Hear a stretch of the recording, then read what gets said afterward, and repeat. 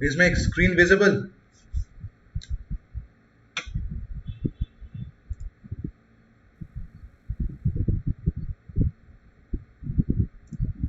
Yes, sir. Okay.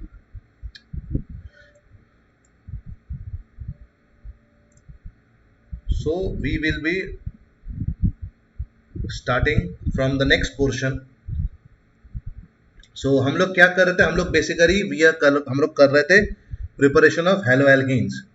तो we have completed addition of HX to carboxylic acid, sorry, addition of HX to alkenes. अब हम लोग करेंगे the next process from silver salt, write it down, from silver salt of carboxylic acid. Now carboxylic acid किसको बोलते हैं? कोई भी hello hydrocarbon जिसके लास्ट में COOH रहता है, this is called a carboxylic acid, and सिर्फ COH को बोला जाता है कार्बोक्सिलिक ग्रुप. अब सिल्वर सॉल्ट मतलब it will be something like RCOOKG. So this is a silver salt of carboxylic acid. अब पूछ सकते हो सर कैसे बनता है? सिंपल न्यूट्रलाइजेशन रिएक्शन कर सकते हो कि silver hydroxide with carboxylic acid forms silver salt of carboxylic acid plus water. कोई भी सिंपल एसिड बेस रिएक्शन से थ्रू तुम ये सिल्वर सॉल्ट बना सकते हो. इसके साथ if you add X2, what is X2? X2 is any halogen, but in this case it should be either bromine or it should be chlorine. So what happens? I have the formation of Rx, and I have the formation of silver halide as the precipitate, plus I have the evolution of carbon dioxide. Now let me show you how this is done.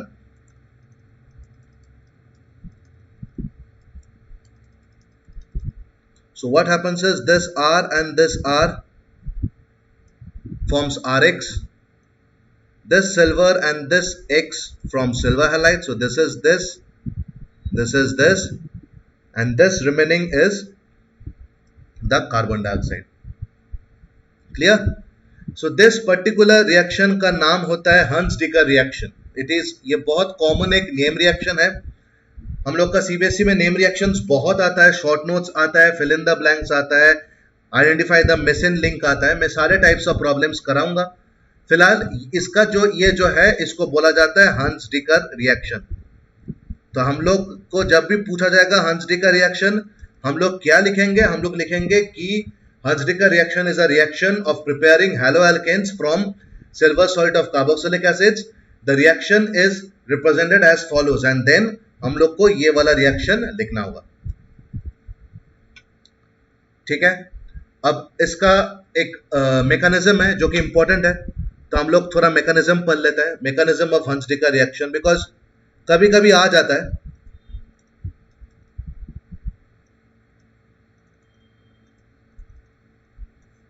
तो हंस-डिकर reaction का जो mechanism है ये basically कुछ steps में होता है. तो पहला स्टेप क्या होता है? पहला स्टेप होता है RCOOAG प्लस X2. अब देखने का बाद ये है कि ये जो मैं दोनों यहां पर जो रिमूवल किया हूं, एक तुम्हारा RX, एक तुम्हारा सिल्वर हैलाइड, तो पहले सिल्वर वाला चीज रिमूव होता है. ठीक है, पहले सिल्वर वाला चीज रिमूव होता है. क्यों? Because the obvious reason being silver is a metal. तो what happens is यहां से होता है RCOOX प्लस KGX. ये बहुत ऑब्वियस है, बिकॉज X को मैं लिख सकता हूं X, X, तो एक सिल्वर इसके साथ निकल जाता है और ये X ये वाला जगह में बैठ जाता है. ठीक है. अब क्या होता है? इसके बाद का स्टेप का नाम है इनिशिएशन. इनिशिएशन मतलब ये तो तुम्हारा बेसिक स्टेप होता है. ये स्टेप के बाद से मेरा जो फाइनल रिएक्शन हंस-डिकर रिएक्शन यहां से शुरू होता है. तो first is decomposition of the product into free radicals. Decomposition of the product into free radicals. अब 11 में तुम लोग पढ़े हो फ्री रेडिकल्स, बट मेरे को डाउट है कितना याद है कितना नहीं. तो फ्री रेडिकल्स बोलते किसको है? ये काम करता है like a cation and an anion, but in लोग के ऊपर कोई चार्ज नहीं रहता है.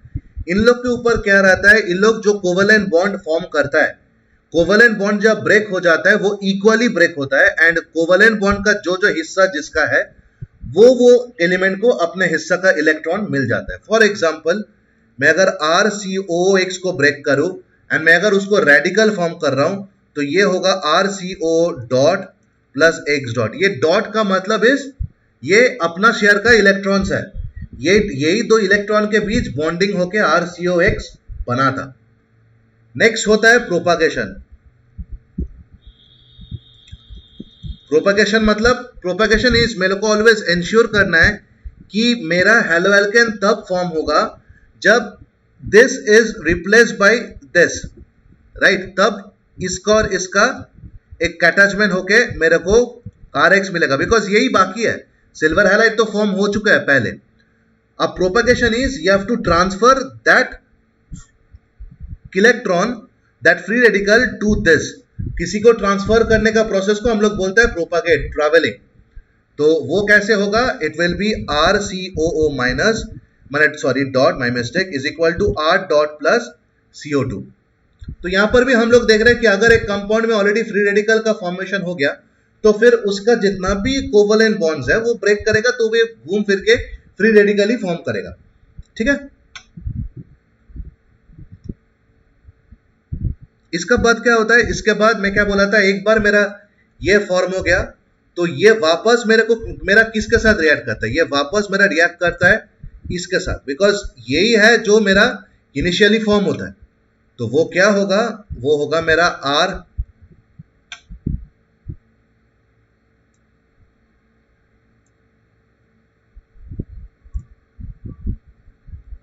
सॉरी हाँ, तो वो होगा मेरा R डॉट प्लस RCOOX, ये होगा मेरा RX प्लस RCOO डॉट। देखो वापस हम लोग यहीं पर वापस आ रहा है। तो ये चीज हम लोग नोटिस करते हैं ऑलवेज कि जब भी हम लोग मैकेनिज्म्स करते हैं, कोई एक पर्टिकुलर स्टेप होता है जो बार बार रिपीट होता है, तब ये रिएक्शन कंटिन्यू होता है। बिकॉज कोई चीज एक बार होकर अगर रुक जाए तो मेरा कोई केमिकल रिएक्शन नहीं आएगा, right. Chemical reaction should reach to completion. तो इस यहां पर हम लोग देख पा रहे हैं कि ये जो प्रोपेगेशन स्टेप के बाद जो RCO माइनस होता है, ये वापस जाके क्या होता है, ये वापस मेरा ये वाला स्टेप को कंटिन्यू करता है। तो ये है मेरा हंसडिका रिएक्शन का बेसिक मैकेनिज्म। अब अगर यहां पर अगर केक्स मेरा क्लोरीन है तो मेरा रिएक्शन क्या होगा? RCOOAg plus Cl2 will give RCl plus AgCl plus CO2। मैं कुछ नहीं किया, मैं सिर्फ X के जगह Cl बैठा है। अब अगर R इक्वल टू ब्रोमीन है तो क्या होगा? अगर R इक्वल टू ब्रोमीन है तो मेरा रिएक्शन होगा RCOOAg plus Br2, it will B RBr plus AgBr plus CO2।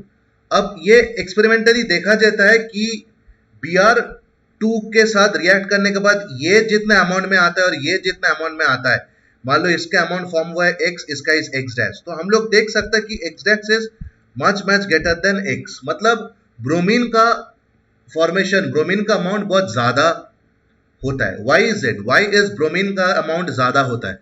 Bromine का अमाउंट ज्यादा होता है, कहीं ना कहीं इसका आंसर छुपा हुआ है ये स्टेटमेंट में कि ब्रोमीन के साथ रिएक्शन बहुत आसानी से होता है। अब ब्रोमीन के साथ रिएक्शन क्यों आसानी से होता है? बिकॉज मैं जो भी करूं, मेरा स्टार्टिंग स्टेप इज RCOOX, ठीक है। तो ब्रोमीन जब X के जगह आता है तो ऑक्सीजन और ब्रोमीन का बॉन्ड बहुत ही वीक है देन ऑक्सीजन क्लोरीन। X के जगह जब Cl आएगा तो मेरा ये वाला कंपाउंड आएगा RCOCl। अब तुम लोग सोच रहे हो कि सर ये कहां से आया? ये आया मेरा ऊपर से, ये मेरा इनिशियल स्टेप में यही फॉर्म होता है ना, RCOOX। तो यहां पर भी अगर मेरा ब्रोमीन कंपाउंड में फॉर्म कर रहा हो तो this X should be equal to bromine, अगर क्लोरीन कर रहा हो तो this should be equal to Cl। जब मैं ब्रोमीन करता हूं तो OBr bond is weaker than OCl bond, OBr bond is weaker than OCl bond. This is the reason bromine के साथ रिएक्शन फटाक से हो जाता है एंड मेरा अगर मैं ब्रोमीन यूज करूं तो ब्रोमीन का अमाउंट मेरे को ज्यादा मिलता है। समझ में आ गया?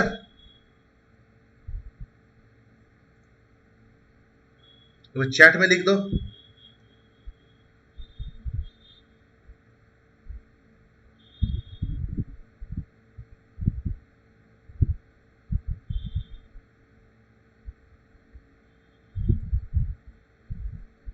सबको लिख दो, सबको समझ में आया कि लिख दो।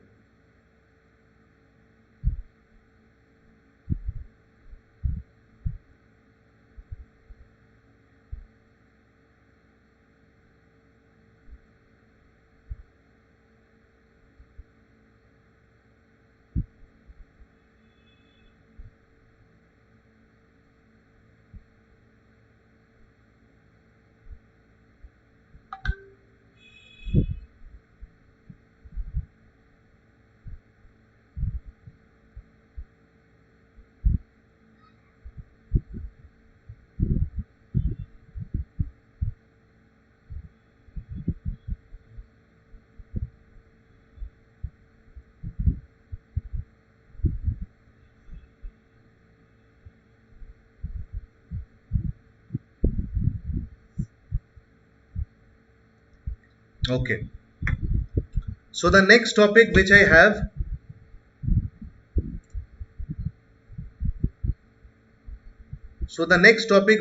is preparation of benzylic halides. So I'll write a new heading: preparation of benzylic halides. तो first of all is direct halogenation.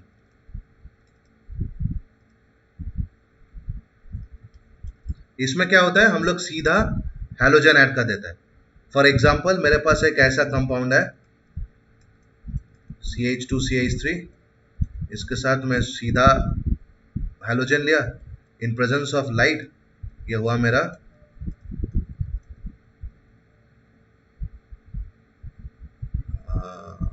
Sorry होगा मेरा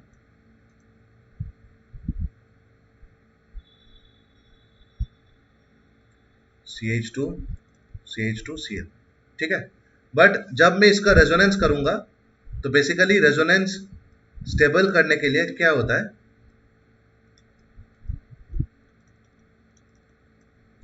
ये क्लोरीन बेसिकली शिफ्ट होकर मेरा ये कार्बन पे आ जाता है, बिकॉज यहां पर मेरा एक प्लस चार्ज आ जाता है। हम लोग रेजोनेंस में देखा है प्लस आई इंडक्टिव इफेक्ट, तो इलेक्ट्रॉन को धक्का मारेगा, तो यहाँ पर एक प्लस चार्ज आ गया, वो प्लस चार्ज के साथ क्लोरीन अटैक होकर स्ट्रांगली बैठ जाता है। तो this is what my this compound is. अभी इसको समझने के लिए मेरे पास एक मैकेनिज्म है, तो वो मैकेनिज्म मैं कर रहा हूं।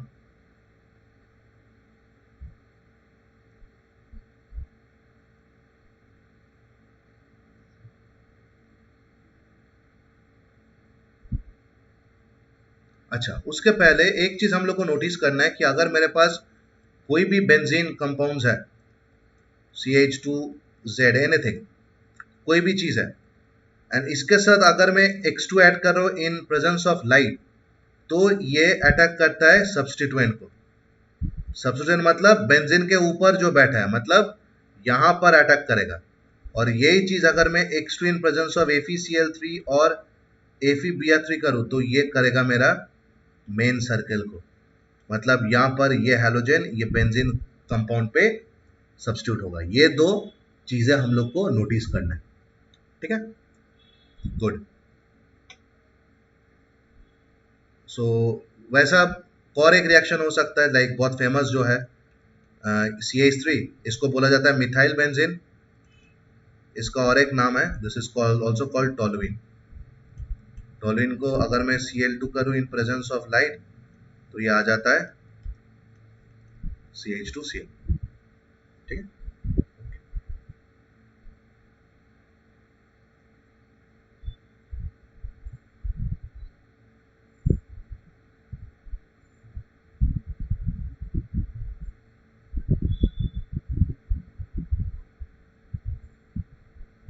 Okay. Next, we also have many other reactions जहां से I can prepare these benzylic halides. ये तो benzylic हो गया। We can also have allylic halides. मैं last class बोला था what are allylic halides. Allylic halides are halides like they are I cannot say them as haloalkane because they are not alkanes. They are basically haloalkenes or haloalkynes. इसको मैं allylic halides बोलता हूँ। And यहाँ पर obviously ये अगर मेरा CH3 CH double bonded CH2 है, तो अगर मैं यहाँ पर X2 ऐड करूँ तो एक नेचुरल सा टेंडेंसी आता है कि ये डबल बॉन्ड ब्रेक हो जाए, बट वो हम लोग होने नहीं देता है, बिकॉज मेरे को फाइनल जो कंपाउंड होगा I that should be an allylic halide, मतलब यहाँ पर मेरा डबल बॉन्ड का एग्जिस्टेंस रहना जरूरी है। तो डबल बॉन्ड छोड़ के जो कार्बन है ये यहाँ ऐड हो जाता है, तो X CH2 CH double bonded CH2।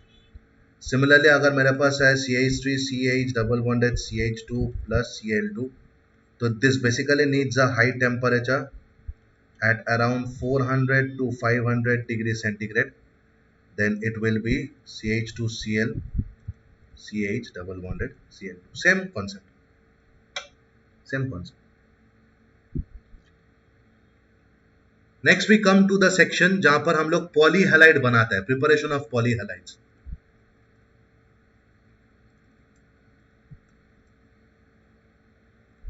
पॉलीहैलाइड्स are more than one halides. मैंने बोला था दो टाइप का होता है, एक है जेमिनल, एक है विसिनल। हम लोग दोनों का अलग अलग प्रिपरेशंस देखेंगे एंड याद रखेंगे किसके साथ क्या हो रहा है। तो फर्स्ट जो स्टेटमेंट है that is addition of halogens, ये लिख लो आप लोग, addition of halogens to alkenes produces vicinal dihalides. Vicinal dihalides मतलब केक के बाद एक कॉरेस्पॉन्डिंग कार्बन में मेरा हैलोजन रहेगा। जेमिनल मतलब एक ही कार्बन में दो।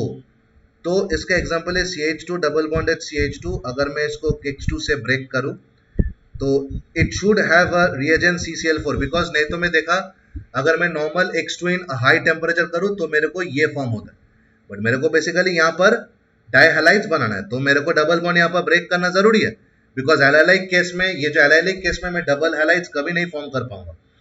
तो ये ब्रेक करके क्या होता है CH2X CH2X, ये जो कंसेक्यूटिव कार्बन में जो मेरा हैलोजन लगा हुआ है this is called vicinal डाइहैलाइड्स।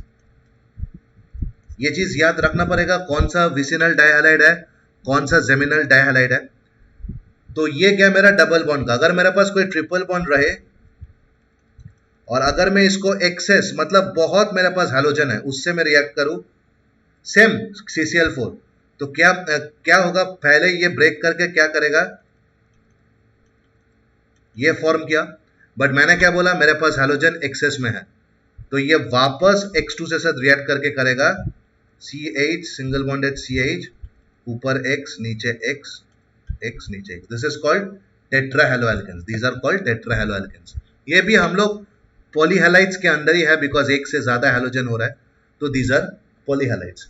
Now if I replace X2 with KHX, HX मतलब मिनरल एसिड्स, राइट। जैसे हम लोग नॉर्मली अगर न्यूक्लियोफिलिक हम लोग सब्स्टिट्यूशन किया, अभी जो हम लोग जो एडिशन किए by Markovnikov rule last class, that is same, that is हम लोग क्या किया, we have added a mineral acid HX to a alkene और एल्काइन।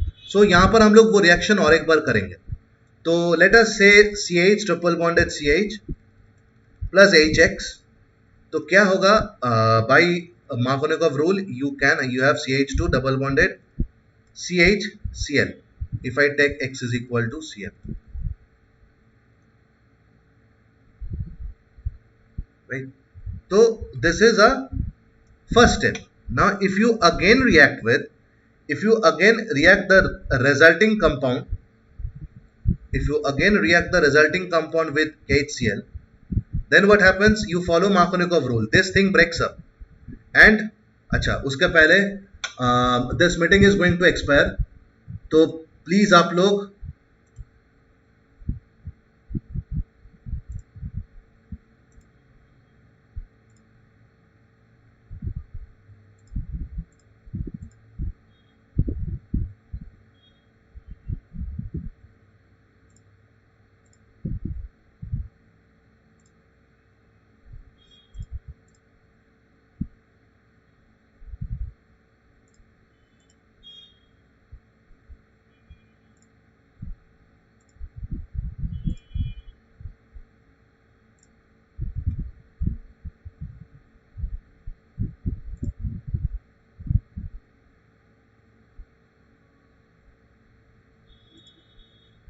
यस। तो अगर यहां पर मैं वापस मेरा HCl ऐड करूं तो यहां पर हम लोग फॉलो करेंगे मार्कोनिफ्कॉफ एडिशन, मार्कोनिफ्कॉफ रूल। क्यों? आप लोग देख सकते हो HL will break into H plus and Cl minus, तो यहां से ये यहां जाएगा प्लस माइनस, ये करने का जरूरत है नहीं। हम लोग क्या बोले थे, ये नेगेटिव पोर्शन उस डबल बॉन्ड का वो कार्बन में ज्वाइन करेगा जहां पर मेरा ऑलरेडी कम हाइड्रोजन है, तो कम हाइड्रोजन यहां है तो Cl यहीं पर ही जाएगा, तो this will give rise to CH Cl Cl and this will be CH3। तो ये हम लोग क्या बोलता है, हम लोग इसको बोलता है जेमिनल डायहालाइड्स। तो दीज आर बेसिकली ये स्टेप्स जहां पर हम लोग जेमिनल डायहालाइड ऐसे फॉर्म कर सकता है। तो हम लोग को याद रखना पड़ेगा कि सेम कंपाउंड पे अगर मैं KX2 डालूं तो मेरा विसिनल होगा, बट अगर मैं KHX डालूं तो मेरा जेमिनल होगा। This is one thing we should have to remember. So this is all about the basic properties of alkyl halides. इससे भी बहुत सारे प्रॉपर्टीज है जो लाइक बहुत अलग अलग बुक्स में है, बट मैं आप लोग को in a very short time I will give you a chart of organic chemistry, जो मैं बहुत सारे बुक से लेके बनाया हूं। वो आप लोग थोड़ा लाइक आपके पास रखोगे तो it's very beneficial for you guys. वो जैसे बुखार होता है तो क्रोसिन लगता है तकिया के नीचे, वैसा ये काम आएगा। एंड इसके अलावा बहुत सारे भी प्रिपरेशंस है जो हम लोग धीरे धीरे आएंगे, बट इसके पहले बिकॉज हम लोग का बेसिक प्रिपरेशन हो चुका है, we will study the general physical properties of alkyl halide. General physical properties of alkyl halides, या सो अल्काइल हैलाइड्स का जनरल प्रॉपर्टीज मतलब हम लोग क्या जानते हैं, हम लोग आइदर सॉलिड, लिक्विड या गैस, ये हम लोग देखेंगे, हम लोग मेल्टिंग पॉइंट देखेंगे, हम लोग बॉइलिंग पॉइंट देखेंगे। बट यहां पर और एक चीज है जो हम लोग को थोड़ा अटेंशन देके पढ़ना होगा, that is called polarity. Because यहां पर I have the formation of a CX bond and हम लोग को पता है CX बॉन्ड कितना हद तक पोलर है, बिकॉज हम लोग डाइपोल मोमेंट भी पढ़े हैं क्लास 11 में जो इसी से रिलेटेड है। एंड ये पोलैरिटी जो है ये काफी हद तक मेरा हैलो एल्केन्स का रिएक्टिविटी को इन्फ्लुएंस करता है। और एक चीज जो इन्फ्लुएंस करता है, first is polarity, second is length of the bond. Length of bond भी बहुत मायने रखता है, बिकॉज कार्बन के साथ एक्स ये बॉन्ड जितना बड़ा होगा उतना ये बहुत इजीली निकल जाएगा, और ये बॉन्ड जितना छोटा होगा उतना हैलोजन को निकलने में दिक्कत है। तो एक कॉल इट रिएक्टिविटी। तो reactivity basically is directly proportional to bond length. तो large high bond length like bigger bond length bigger reactivity, smaller bond length smaller reactivity. तो bond length basically goes if the order of iodine,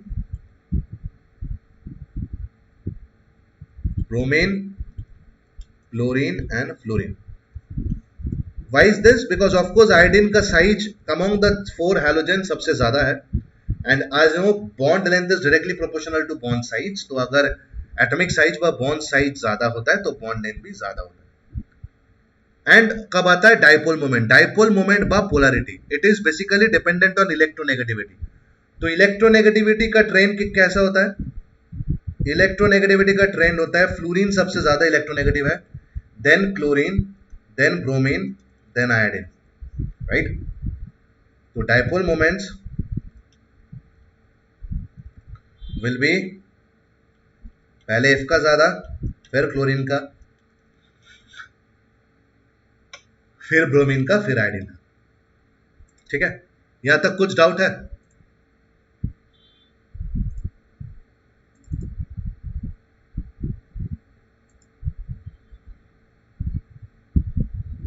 यहां तक किसी को कुछ doubt है? Chat में लिख दो यस सर, नो सर।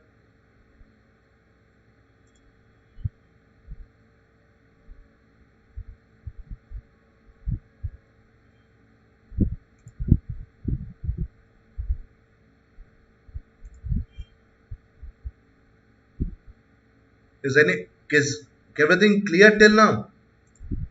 लिख दो चैट में कि हाँ सर क्लियर है, आप और एक बार बोलो, थोड़ा डाउट है।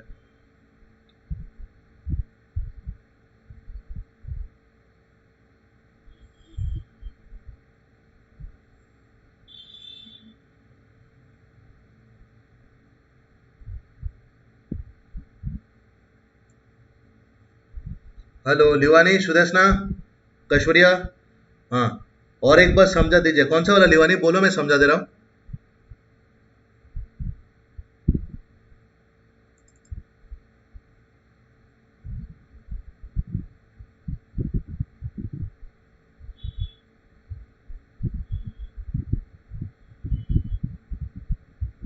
लिवानी मेरे को पोर्शन बोलो, मैं फिर वापस समझा दे रहा हूँ, बट मेरे को पोर्शन बोल दो आप एक बार। Polarity, okay. सुदेशना कुछ डाउट्स है?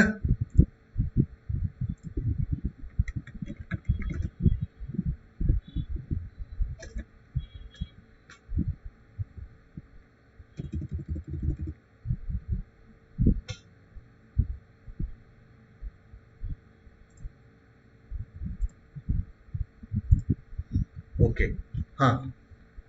तो पोलैरिटी, पोलैरिटी बेसिकली डिपेंड करता है ऑन इलेक्ट्रोनेगेटिविटी। अब आई नो मेरा पीरियोडिक टेबल में क्या होता है, मेरा पीरियोडिक टेबल में electronegativity increases from left to right, decreases down a group. तो अगर लेफ्ट टू राइट इंक्रीज हो रहा है और अगर down decrease down the group हो रहा है, तो मेरा जो पीरियड 2 है that will have the maximum electronegativity, because मैं नीचे जाऊं तो उसका वैल्यू डिक्रीज करेगा। अब पीरियड 2 का मैं लेफ्ट से राइट जाऊं तो राइट में मेरा extreme element is neon, but neon is a noble gas, उसको छोड़ दो। उसका पहले क्या आता है? फ्लोरीन। तो फ्लोरीन अगर उसका पहले आता है तो fluorine is the most electronegative element. अब वो जो हैलोजन का जो ग्रुप है, फ्लोरीन के बाद आता है क्लोरीन, फिर ब्रोमीन, फिर आयोडीन। तो फ्लोरीन क्लोरीन से ज्यादा है, क्लोरीन ब्रोमीन से ज्यादा है, ब्रोमीन आयोडीन से ज्यादा है। क्या ज्यादा है? इलेक्ट्रोनेगेटिविटी। अब जितना ज्यादा इलेक्ट्रोनेगेटिव उतना ज्यादा पोलर नेचर, राइट? जितना ज्यादा पोलर नेचर उतना ज्यादा डायपोल मोमेंट। तो बिकॉज मेरा यहाँ पर फ्लोरीन सबसे ज्यादा इलेक्ट्रोनेगेटिव है, तो फ्लोरीन का डायपोल मोमेंट भी ज्यादा होगा। इसलिए मैंने ये किया कि एफ डायपोल मोमेंट में मैं भी F greater than Cl greater than Br greater than. ठीक है, अब समझ में आया Livani? Yes sir. Okay, so या लाइक मैं थोड़ा गैप लिया था because before I start the remaining of the chemical properties, there is another preparation left of benzylic compound, that is हम लोग या तो फर्स्ट इज प्रिपरेशन ऑफ हेलोएरिन्स। ये थोड़ा पहले बताना था बट मेरे को अभी याद आया इसलिए मैं बोल रहा हूँ। प्रिपरेशन ऑफ हेलोएरिन्स में फर्स्ट होता है इलेक्ट्रोफिलिक सब्स्टिट्यूशन रिएक्शन।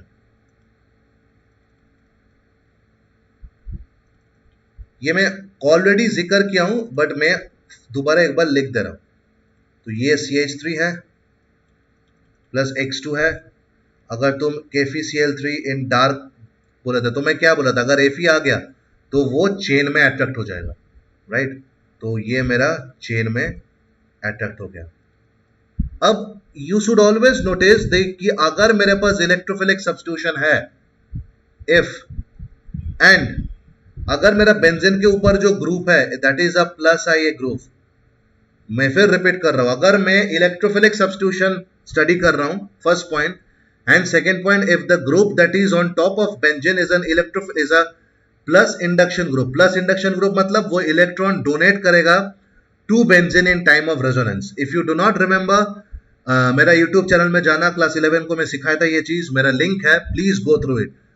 तो अगर CH3 अगर मेरा ऐसा ग्रुप है जो प्लस I इफेक्ट देता है, मतलब वो इलेक्ट्रॉन डोनेट करता है, तो in that case electrophilic substitution is always ortho para directing, which means जब इलेक्ट्रोफिलिक सब्स्टिट्यूशन होगा मेरा जो प्रोडक्ट्स आएगा that will be attached in the ortho position and in the para position. Now किसी को पता है what do mean by the ortho position and what do mean by the para position? Anyone? Sudarshana, Livani, Aishwarya, anyone?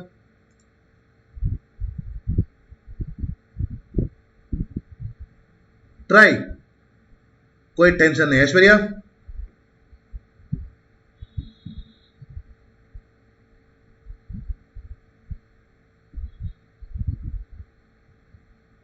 लिवानी?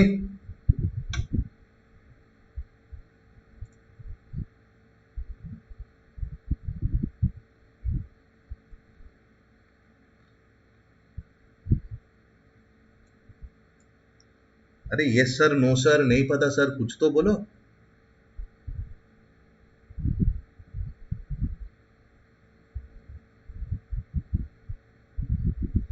Okay, मैं समझा दे रहा हूं।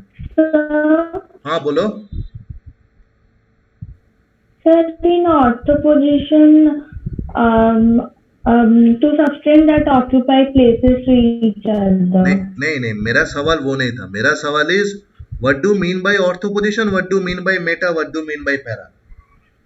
मैं अगर एक बेंजीन ड्रॉ कर लूं, सपोज लाइक मैं अगर एक बेंजीन ड्रॉ कर लूं एंड यहां पर आई हैव CH3। अब with respect to the CH3 मेरे को बता सकते हो सर ये ऑर्थो है, ये पैरा है, ये मेटा है?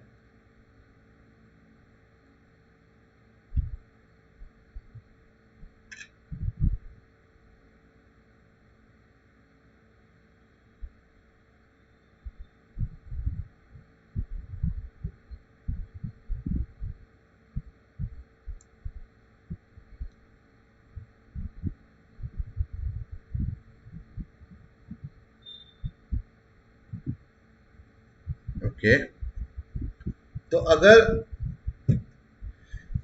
यहां पर ये मेरा एक कार्बन है जहां पर मेरा सब्स्टिट्यूएंट बैठा हुआ है, राइट?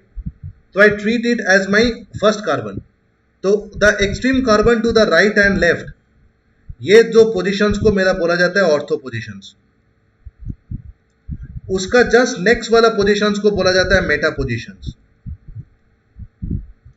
एंड कार्बन में जहां CH3 लगा हुआ है उसका डायमेट्रिकली ऑपोजिट पोजीशन को बोला जाता है पैरा पोजीशन। तो सिमिलरली यहां पर देख सकते हो कि ये जो है this is the ortho position, this is the para position. This is why these are all ortho para directing. इसका नाम होगा ऑर्थो हेलोटोलुइन, इसका नाम होगा para halotoluene. Why toluene? Because this is also known as toluene. हम लोग इसको लिख सकते हैं ortho halo methyl benzene, para halo methyl benzene. We can always write it, but because toluene is also an IUPAC accepted name, therefore हम लोग इसको बोलेंगे ortho halotoluene, para halotoluene. Now these, ये दोनों एक ही साथ होता है, but they differ a large from each other on the basis of boiling point, though they can be easily separated. Another name reaction which we should remember is Sandmeyer's reaction. What is Sandmeyer's reaction? Sandmeyer's reaction is from amine benzene. What is amine benzene? We have benzene जिसके ऊपर I have an amine group. So this is also called, it is called amine benzene, or it is called benzyl amine, or it is also called aniline. You can remember any one. In fact, you have to remember all, but you can write any one. So it is reacted with NaNO2 plus HX. NaNO2 plus HX at very low temperatures or room temperature. Sorry, at nearly 0 degree centigrade, 278 through 273 to 8 Kelvin. So what happens? We form a compound which is called diazonium compound. ध्यान से सुनना, diazonium halide. Of course, it is a part of benzene, so benzene diazonium halide. Now, what is diazonium means? Nium matlab presence of a positive charge, azo means nitrogen, di means 2. तो N2 plus, this is a diazonium. And जैसे हम लोग salt हम लोग बोलते हैं ना, hydrogen chloride, sodium chloride, potassium chloride, तो similarly this is the halide जो इसके एंड में लगेगा. Now if I react this halide in presence of Cu2X2, these two must be same, or in the presence of CuX, right? So we will have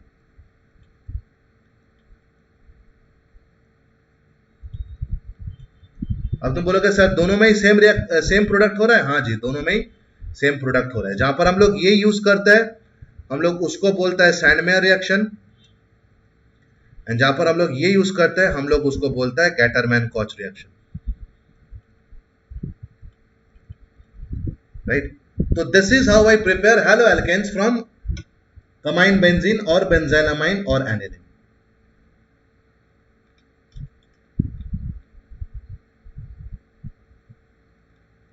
clear है?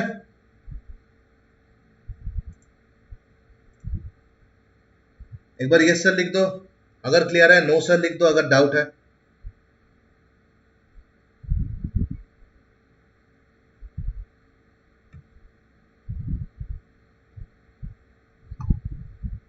Yes sir clear. Okay Aishwarya, Livani, Sudeshna, okay Sudeshna,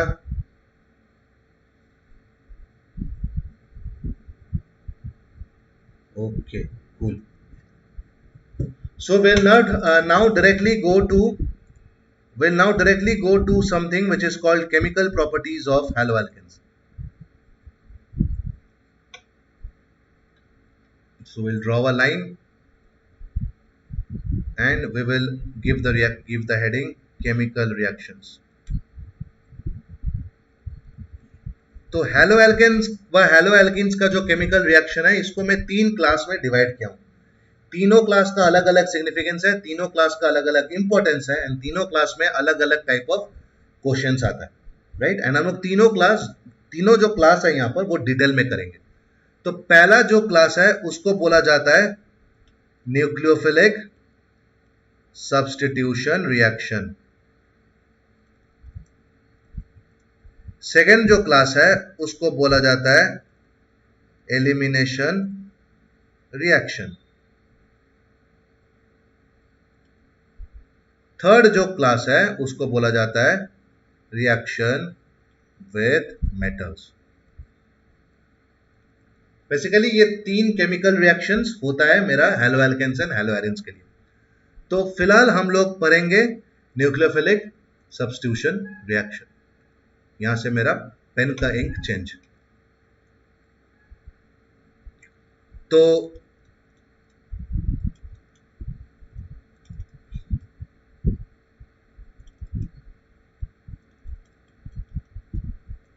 अच्छा, ना same ही one thing chat में बताओ मेरे को, do you know anything about SN1 SN2? Do you guys know anything about SN1 SN2?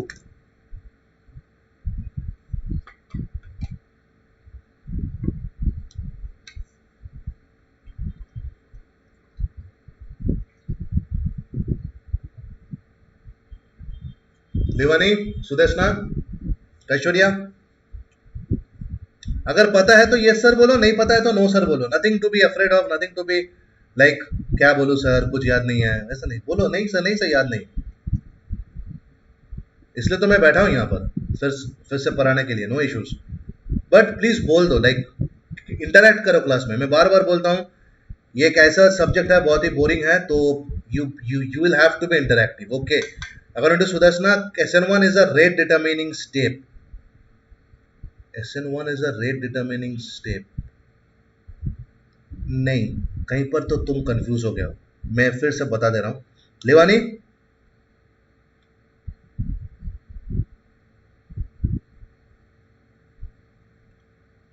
हाँ substitution reaction तो है, वो तो है, बट SN1 क्या होता है, SN2 क्या होता है, कोई आइडिया है? Aishwarya,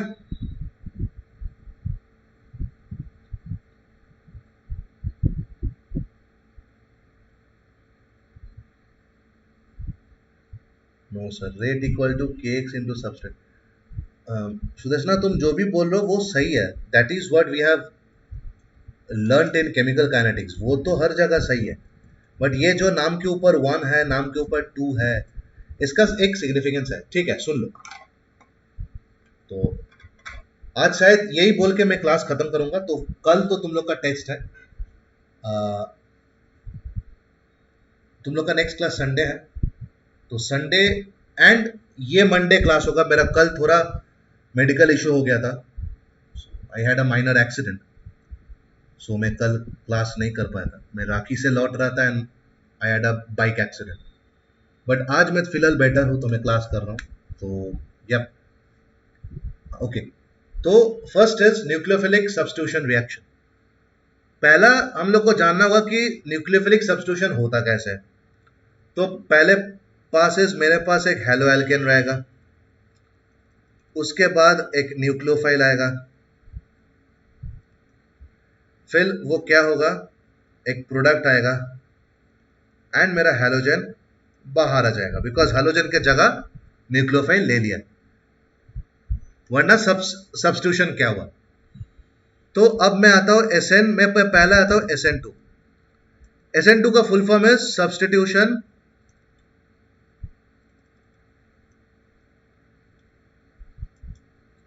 nucleophilic second order. इसका mandatory clauses are they should possess a tertiary haloalkane. ये सिर्फ नहीं बट बहुत कॉमनली एंड बहुत अच्छे से टर्शियरी हैलोएल्केन्स में ही दिखाई देता है. Number 2, formation of carbocation is a must.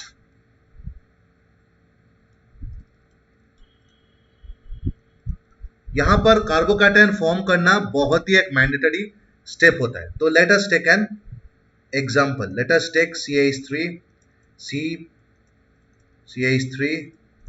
CH3 Br plus let us assume to be OH minus. So this is a nucleophile. Now the first step, now what it will form, it will be forming this CH3OH plus Br. So अब मैं writing the steps. First step is formation of carbocation. ये होगा ही होगा, formation of carbocation.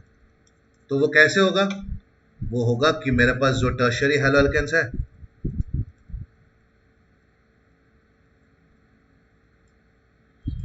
ये break कर जाएगा,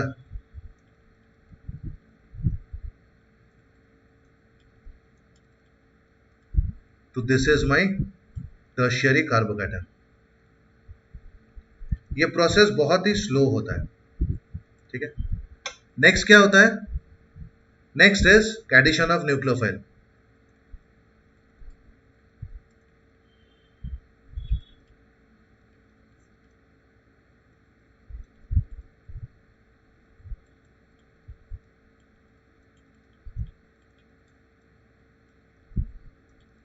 OH आके plus के साथ अट्रैक्ट हो गया एंड मेरे को OH बना दिया.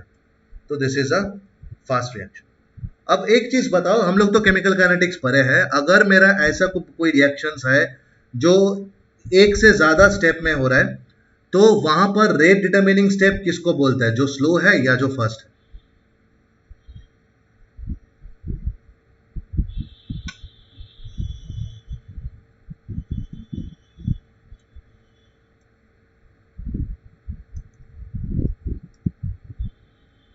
My mistake.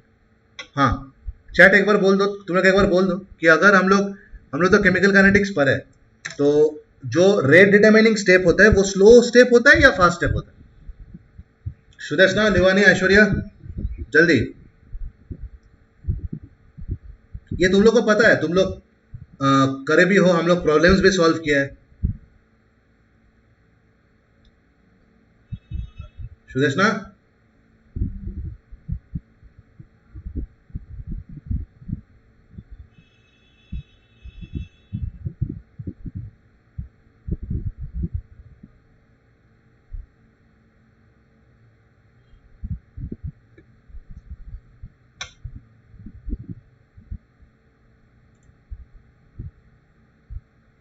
हेलो सुदेशना. अच्छा, लिवानी slow. Aishwarya,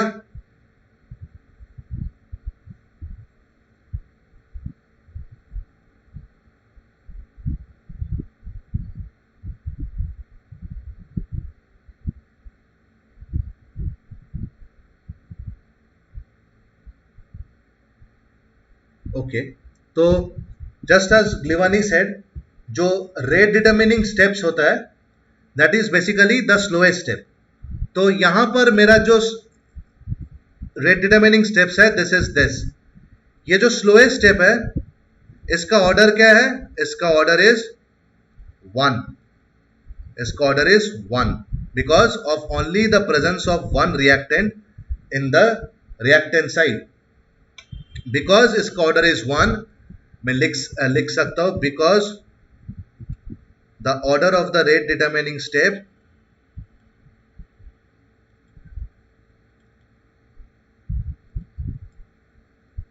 is 1, hence the reaction is known as substitution nucleophilic first order। मैं यहां पर एक गलती किया था, it's my mistake। मैं यहां पर सेकंड ऑर्डर लिख दिया था, I'm very sorry, it should have been of first order। So is it clear? क्या अभी क्लियर है what is SN1? क्या बेसिकली होता है SN1 से? एक बार प्लीज यस सर लिख दो अगर क्लियर है तो, नहीं है तो बोलो मैं दोबारा समझ। क्लियर है लिवानी? Yes, सुदेशना क्लियर है? Aishwarya? Yes, sir. Okay. Where is Sudeshna? Is she there in the class? Sudeshna?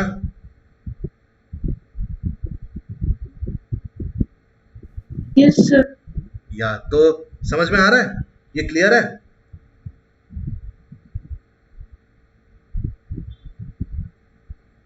Sir, last step. Last step ने मैं लास्ट में यही बोला कि मेरा ये जो स्लोएस्ट स्टेप है, बिकॉज स्लोएस्ट स्टेप मेरा रेट डिटरमिनिंग स्टेप है, स्लोएस्ट स्टेप का जो ऑर्डर होता है वही मेरा पूरा रिएक्शंस का ऑर्डर माना जाता है। तो एक्सपेरिमेंटली फॉर्मेशन ऑफ कार्बोकैटायन सबसे स्लोएस्ट स्टेप होता है। तो ये स्लोएस्ट स्टेप का ऑर्डर मेरा 1 है बिकॉज यहाँ पर एक ही रिएक्टेंट है, इसलिए मैं लिखा हूं यहाँ पर कि because the order of the rate determining step is 1, hence the reaction is known as substitution nucleophilic first order reaction. Now is it clear, Sudeshna? Yes, sir. Okay.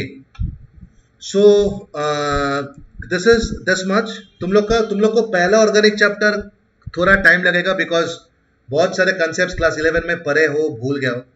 I'll be brushing this up. After 2-3 classes it will be very smooth.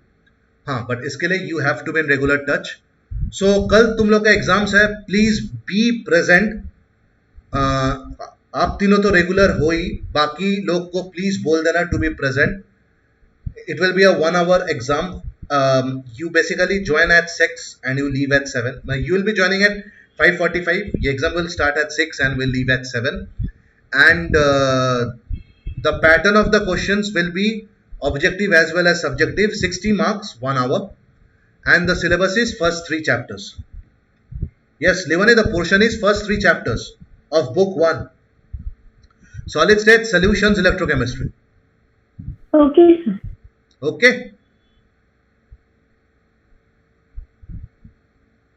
so मैं group में भी लिख दे रहा हूं, मैं group में भी लिख दे रहा हूं so that in